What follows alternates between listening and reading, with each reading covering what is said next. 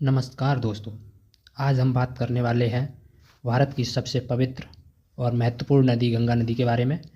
गंगा सिर्फ एक नदी नहीं है बल्कि भारत की संस्कृति, इतिहास और आस्था की आधारशिला भी है। तो चलिए बिना कुछ देरी किए हुए मैं स्टार्ट करता हूँ। ठीक है, इसमें बात करते हैं गंगा नदी का उद्गम। उद्गम कहाँ से हुआ है? गंगा नदी का उद्गम उत्तराखंड और गंगोत्री, उत्तराखंड में स्थित गंगोत्री ग्लेशियर से हुआ था। ठीक है, यहाँ से निकलने वाली धारा को भागीरथी नदी कहा जाता है। देवप्रयाग में भागीरथी और अलकनंदा नदी मिलती है और यहीं से इसका नाम गंगा पड़ता है। तो गंगा नदी की कुल लंबाई 2525 किलोमीटर है और ये भारत की सबसे लंबी नदी है। ठीक है, अब हम बात करते हैं किन किन राज्यों से होकर गुजरती है गंगा नदी हमारी। जो प्रमुख राज्य हैं, हमारे मुख्य राज्य हैं, जिसमें उत्तराखंड है, उत्तर प्रदेश है, बिहार है, झारखंड का थोड़ा सा हिस्सा आ जाता है और पश्चिम बंगाल है, और अंत में ये बंगाल की खाड़ी में जाके गिर जाती है। ठीक है, अब गंगा नदी के प्रमुख शहर हैं जिसमें ऋषिकेश है, हरिद्वार है, कानपुर है हमारा, और इलाहाबाद है, वाराणसी है, पटना है, भागलपुर है, कोलकाता है। ठीक, अब आगे बात करते हैं गंगा की प्रमुख सहायक नदियाँ क्या क्या हैं।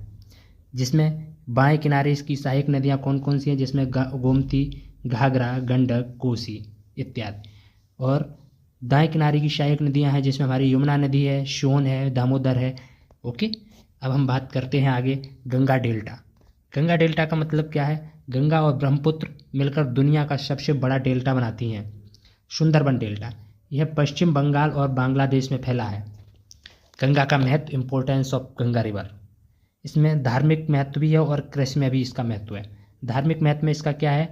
हिंदू धर्म में गंगा को माँ का दर्जा प्राप्त है। ओके, गंगा में स्नान करने से पाप दूर होते हैं, ऐसा माना जाता है हिंदू लोगों का। कुंभ मेला, गंगा दशहरा, गंगा आरती विश्व प्रसिद्ध है।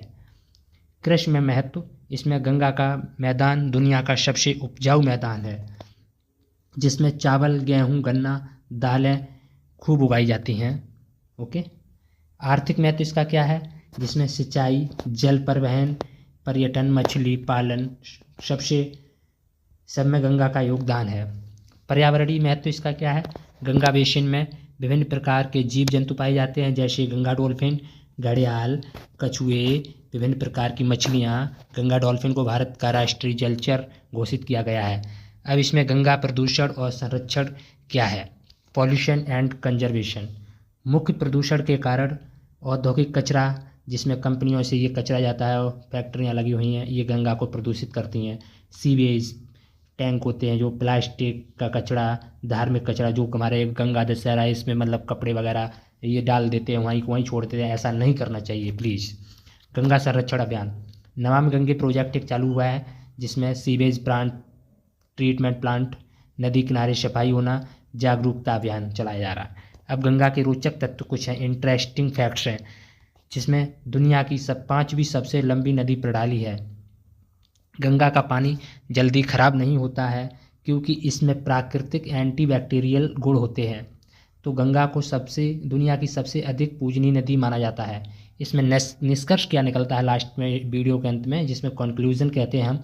दोस्तों, गंगा नदी को सिर्फ पानी की धारा नहीं है, यह हमारी संस्कृति, इतिहास, अर्थव्यवस्था और जीवन का आधार है। इसलिए हमें सभी को मिलकर इसे साफ सुथरा और सुरक्षित रखना चाहिए।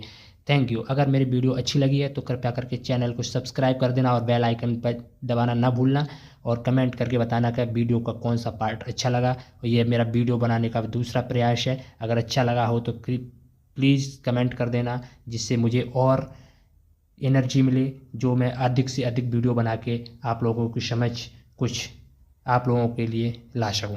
थैंक यू, धन्यवाद, जय।